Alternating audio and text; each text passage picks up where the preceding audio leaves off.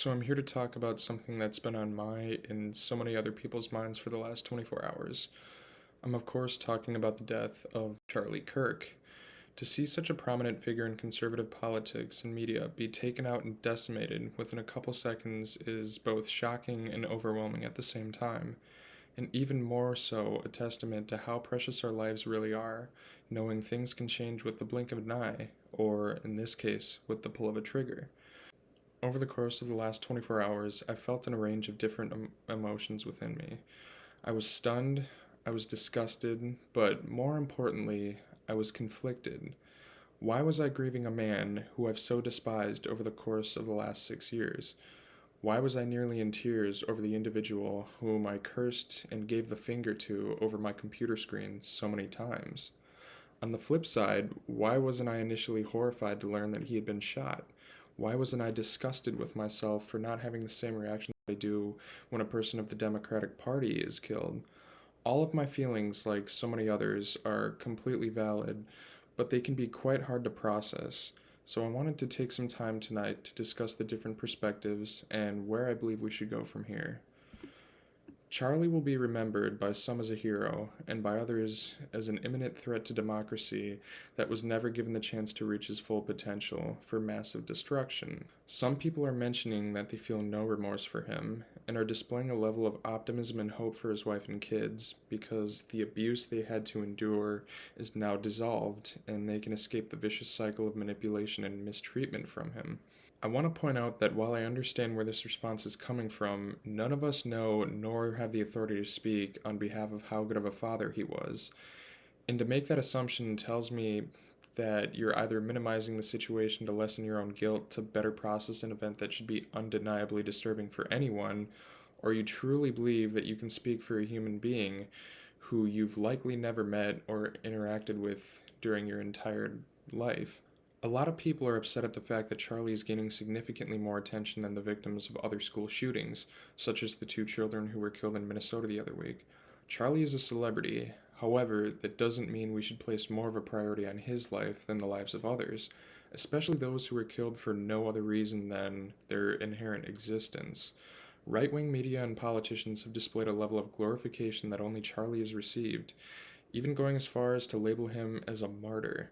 Which begs the question, did it really have to come to this for you to see the implications of creating a more divided country? To some degree, Charlie fell on his own sword. He made statements such as, "I think empathy is a made up New Age term that has done a lot of damage," or, "I think it's worth it to have a cost of, unfortunately, some gun deaths every single year so that we can have the Second Amendment." He even stated some amazing patriot should bail him out of jail when referring to Nancy Pelosi's husband Paul when he was held hostage by his attacker in their own home. So, in a way, Charlie reaped what he sowed with his own words. He championed the very type of rhetoric that got him into this predicament, and that ultimately cost him his life. Now, I believe some of you will agree with me when I say that statements like these are amongst the most corrosive to our democracy.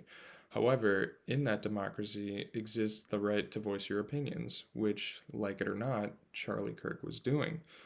This doesn't mean I agree at all with what he said, and it certainly doesn't justify the hateful doctrine he preached on a daily basis. But the way we defeat each other is by challenging one's ideals and sticking up for what we believe in, not by the initiation of political violence through lethal force. This doesn't mean that I'll pretend that what Charlie Kirk said over the course of his career wasn't hurtful, and at the very least destructive to a more inclusive, accepting, and equitable country.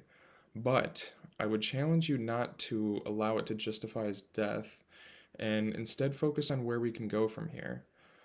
My question to you all is, who do we want to be in a situation like this?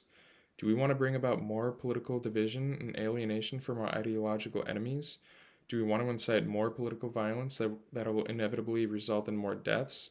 Or do we want to take a step back, take a deep breath, and start the long and grueling process of having some tough conversations so that we might one day share a common reality? I challenge all of you to get uncomfortable, not to tiptoe around the things that are bothering you in our society, and to speak up on the issues that are affecting you the most so we can work together collectively to initiate the process of executing on real-life solutions and policies to some of the most notable issues in this country at the moment.